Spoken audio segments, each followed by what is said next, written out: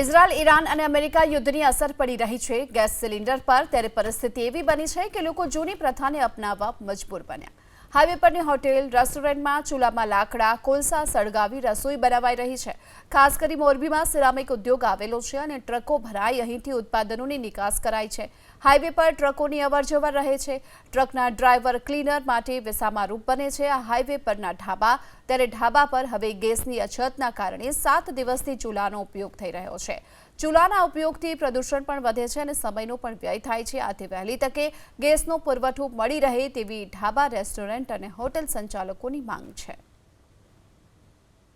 ચાલી રહી છે, જેના કારણે જે કોમર્શિયલ ગેસ છે તે આપવાની જે મનાઈ છે તે સરકાર દ્વારા કરવામાં આવી છે। કોમર્શિયલ ગેસ સપ્લાય ફેક્ટરી, ધાબા, હોટલ સહિતનામાં જે વપરાશ થતો હોય છે તે હાલ આપવાની મનાઈ ફરમાવવામાં આવી છે, જેના કારણે જે હોટલના જે સંચાલકો છે તેને પણ મુશ્કેલી થઈ રહી છે। તો તેમને હાલ જે ચૂલાઓ પર જે છે એ રસોઈ શરૂ કરવામાં આવી છે। દેશી જે ચૂલાઓ આપણે પહેલાં ગામડામાં જોવા મળતા હતા તેના દ્વારા હવે લાકડાનો ઉપયોગ કરી અને દેશી ચૂલા બનાવીને જે રસોઈ છે તે બનાવવામાં આવી રહી છે। હાલ તમે જે દ્રશ્યો છે એ દ્રશ્યોમાં જોઈ શકાય છે કે હાલ જે ઢાબાના જે સંચાલકો છે ઢાબામાં જે છે હાલ ગેસની જગ્યાએ હાલ જે દેશી ચૂલાનો ઉપયોગ કરવામાં આવી રહ્યો છે। દેશી ચૂલા દ્વારા જે રસોઈ છે તે હાલ બનાવવામાં આવી રહી છે। મોટા મોટા આ રીતના જે ચૂલાઓ કરી અને રસોઈ જે છે તેના પર કરવામાં આવી રહી છે। કોમર્શિયલ ગેસ હાલ ન મળતા જેના કારણે આ જે ઉપયોગ છે તે લાકડાનો ઉપયોગ શરૂ કરવામાં આવ્યો છે ને હાલ આપણે જે છે એમની સાથે વાત કરશું।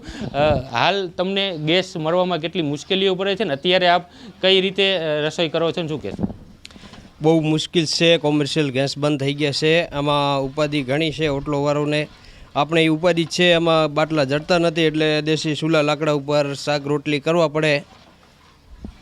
આપણને પહેલાં કેવી રીતે ને કેટલા ગેસ સિલિન્ડર મળતા ને આપણે કેટલો ઉપયોગ થતો હતો ને અત્યારે હાલમાં કઈ રીતની મુશ્કેલીઓ સર્જાય છે ને અત્યારે આપણે હવે જે લાકડા છે એ આપણે કેટલો લાકડાનો જથ્થો કેવી રીતે ગોતી અને ઉપયોગ કરીએ છીએ?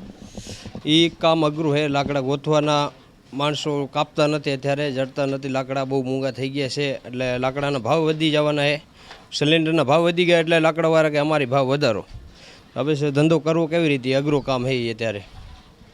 હોટલના જે સંચાલકો છે, ઢાબા જે ચલાવતા લોકો છે તેમ હાલ મુશ્કેલીમાં જોવા મળી રહ્યા છે અને તેઓ પણ એક જ માંગ કરી રહ્યા છે કે વહેલી તકે આ જે કોમર્શિયલ ગેસની જે સપ્લાય છે તે શરૂ થાય, જેના કારણે તેમને જે પોતાનો વ્યવસાય કરવામાં સરળતા રહે અને હાલ આ જે લાકડા મળવામાં પણ મુશ્કેલ આવનારા દિવસોમાં થઈ શકે તેવી જે પરિસ્થિતિ છે તેમને વ્યક્ત કરવામાં આવી હતી। પાર્થ પટેલ, ABP અસ્મિતા, મોરબી।